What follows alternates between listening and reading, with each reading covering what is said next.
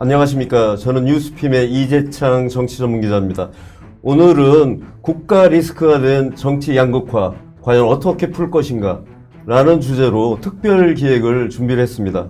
우리 정치 지금 심각합니다. 그리고 사회 각계의 갈등이 표출되고 있는데 정치권은 이를 조정하기는커녕 부추기고 있습니다. 그래서 2025년 대한민국은 갈등공화국이 된 상태입니다. 해법이 절실한 상황인 만큼 뉴스핌이 이런 특별한 기획을 준비한 이유이기도 합니다. 대한민국의 정치원로 그리고 대한민국 정치의 산증인이라 할 수 있는 정대철 헌정회장님과 김영호 전 국회의장님, 김진표 전 국회의장님 오셨습니다. 그래서 오늘 이 고견을 좀 듣는 시간을 마련했습니다. 대한민국 정치가 이게 정말 엉망이에요. 지적을 하는 이유를 아시겠죠? 네. 회장님부터 좀 말씀을 좀 해주시죠. 정치가 보통 갈등을 해소하고 조정하는 역할을 해야 되는데 도리어 갈등을 증폭시키는 역할을 하고 있고, 정치인이 국민을 걱정을 하고 그들의 아픔과 그들의 잘 안 됨을 고쳐가야 되는데,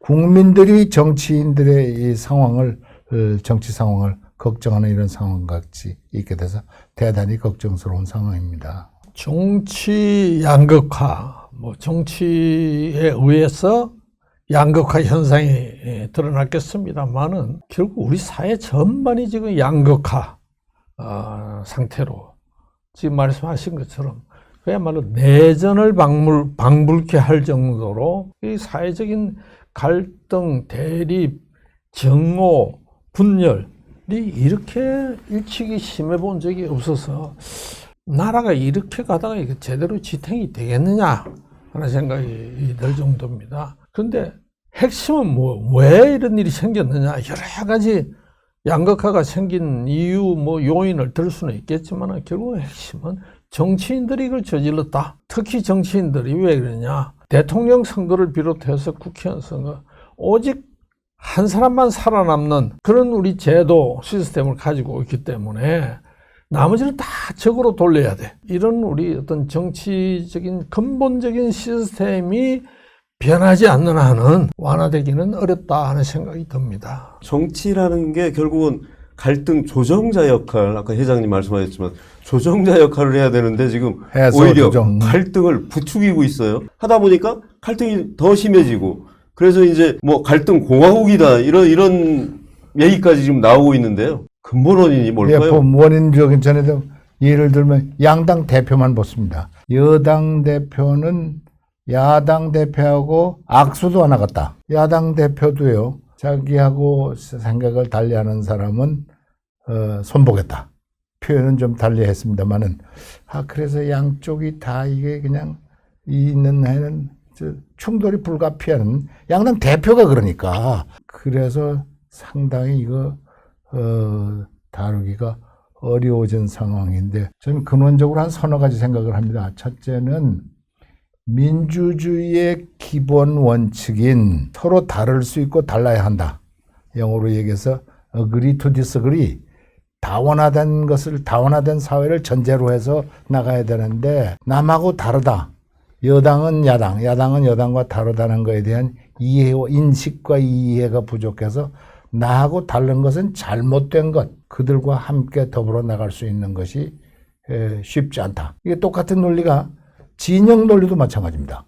진보는 보수, 보수는 진보에 대해서 이해하고 인정하고, 또 어느 순간에 가서는 나의 대체 세력, 대한 세력, 보수가 정권 잡고 있으면 진보가 정권 있으면 보수가 다음에 대체 세력으로 정권 잡을 수 있다는 이런 인식과 인정이 있어야 되는데, 이거에 대한 깊이가 하나도 없으니까 그렇고요. 세 번째는 힘의 논리를 너무 빨리 쓰는 것 같아. 한쪽에서는 쩍하면 숫자 많다고 대화니 타협이니 전혀 없이 그냥 다수결로 밀어붙이고, 아니면 무슨 사법권 동원해서 감옥 보내겠다고, 그리고 감옥 보내고, 또 요새는 그런 건 제가 정치에 한 40-50년 관여했는데, 탄핵을 한순간에 1년 내 30번, 30회 하는 것도 처음 봤습니다. 이것도 힘의 논리거든요.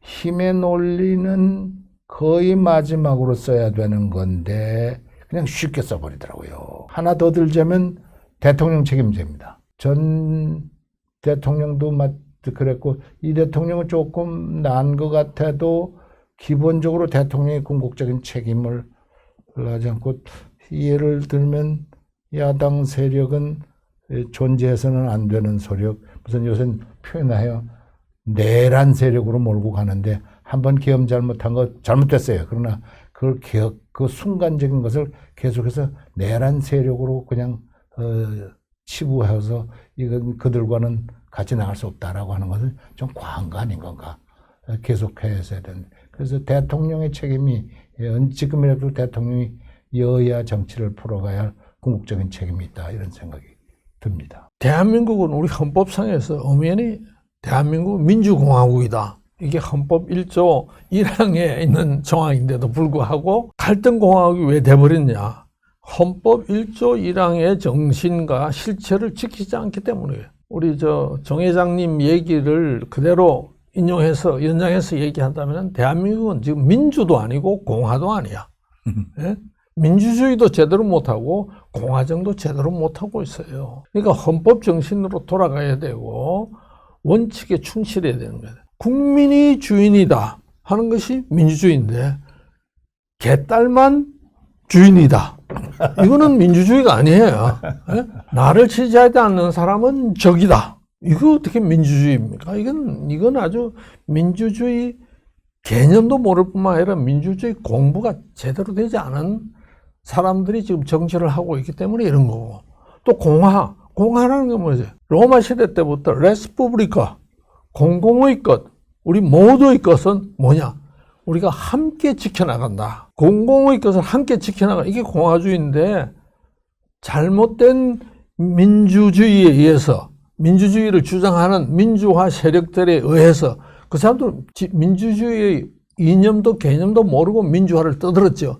독재를 타도하겠다는 그 일념으로 한 것은 의미가 있지만은 민주주의 진정한 의미도 모르고 하다 보니까 공화주의 다 함께 지켜나가야 할 우리가 모두가 책임을 공유해야 할 이런 공화주의적인 정신이 사라져버렸어요. 이 나라에. 아들, 딸은 조기 유학 미국에 좋은 학교 보내놓고 나는 교육평등화를 실천하겠다. 참교육을 하겠다. 이런 위선적인 이런 낯두꺼운 사람들이 무슨 장관을 하고 총리를 하고 이러니 국민의 불신이 엄청나게 클 수밖에 없는 거예요. 이 갈등, 분열, 이 대립을 극복할 수 있는 방안이 있다면 딱 하나야. 바로 신뢰감이에요.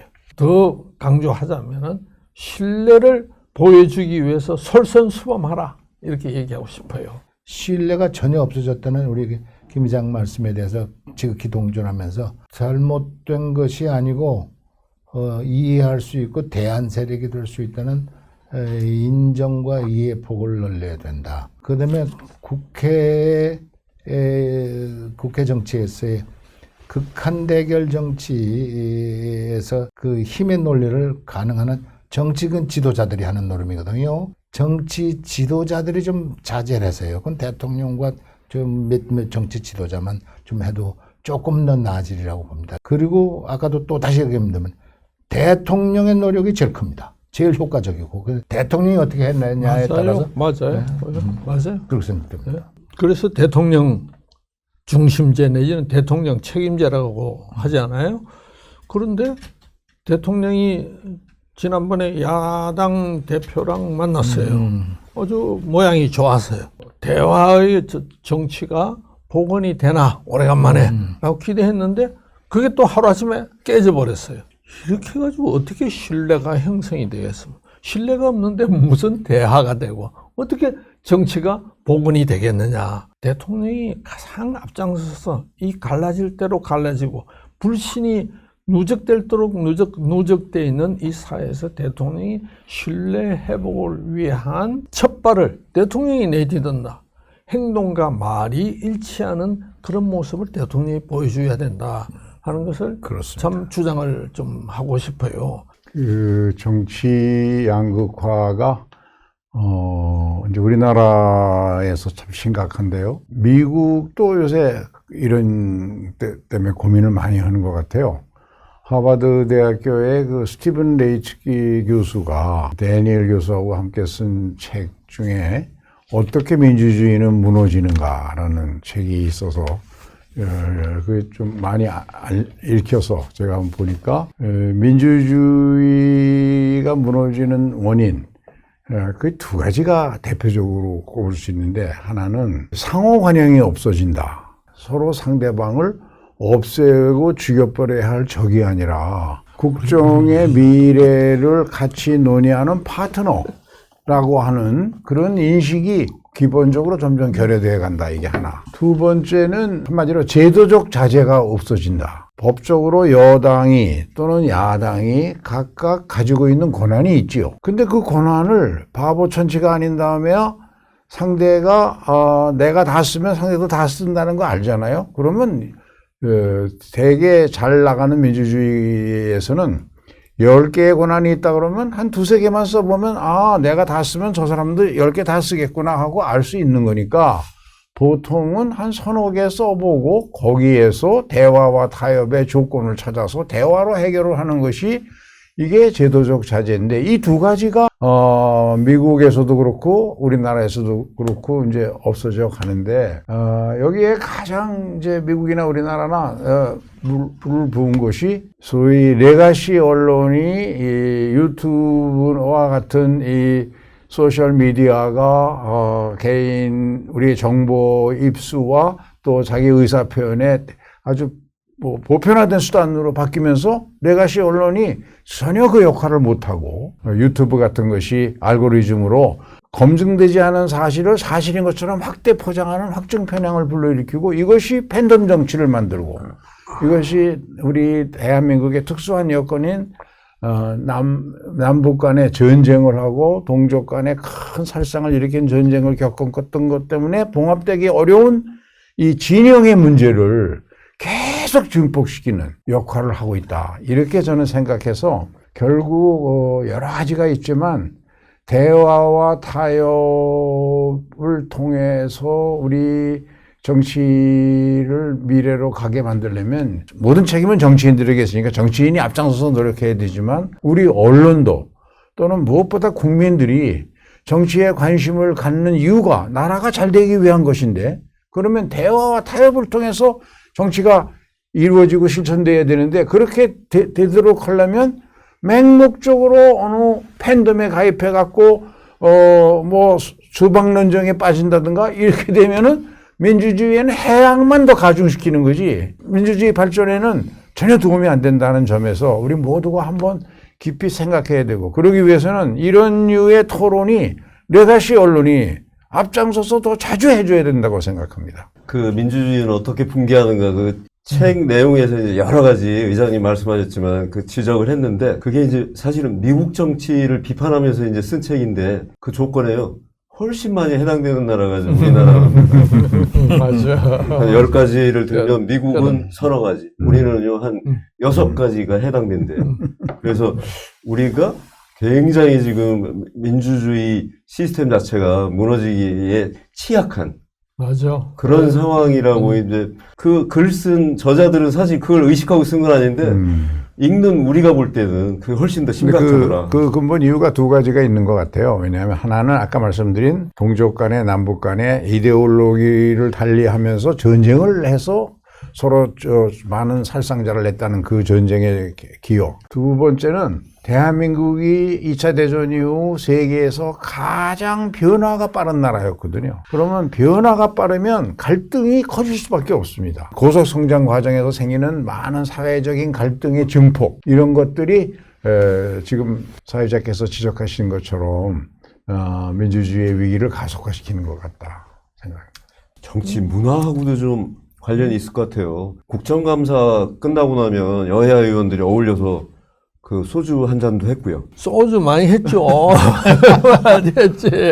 당이 달라도 우리는 늘 대화하고 그랬어요. 그 차원을 넘어서요, 같은 당에서도 계파가 다르면은 밥을 안 먹는답니다. 그 정도니까 지금 뭐 신뢰 말씀하셨는데, 그런 상황에서 신뢰가 쌓일 수 있을까요? 제가 유신 말기에, 그러니까 한 4, 50년 전에 시작을 했는데, 그 엄하건 그 대통령이나 집권 여당 비판하는 것이 긴급조치 위반이었습니다. 그럼에도 불구하고 저녁 때 끝나면 국회의원들끼리 모여서 국회 앞에 나가서 막걸리 한잔하고 소주 한잔하면서 얘기 다 끝당 그리고 거기서 많이 다 풀리고 그거 다 걸리게 생겼어. 다 걸리게 생겼는데도 그렇게 했었단 말씀입니다. 근데 요새는 우리 과거 했던 거 우리들이 그때 현실 정치했던 때보다도 더 못하지 않나 이런 그 걱정스러운 상황이 지금 벌어지고 있어서 그 참 걱정입니다. 실제로 내 경험으로만 봐도 내가 그 야당 한나라당 원내대표를 했어요. 맞아요. 그때 노무현 대통령 시절에 원내대표들끼리는 자주 만났어. 그때 그렇게 했는데도 불구하고 욕 많이 먹었거든요. 국민의 기대 수준에 못 따라간다고 욕 먹는데 지금은 아예 국민이 기대를 접어버렸는지 아니면 개딸의 천국이 돼버려가지고 이렇게 타락해가는 게 만족스러운 건지 참 정말 걱정스러워요. 오늘 이제 말씀하신 그런 것들이 반영이 돼서 정치가 좀 바뀌고 정치 양극화가 이제 더 이상 대한민국 발전에 걸림돌이 안 되는 그런 방향으로 갔으면 좋겠습니다. 우리 정대철 회장님, 그리고 김영호 의장님, 김진표 의장님 수고하셨습니다. 네. 다음번에 또 수고하셨습니다. 감사합니다.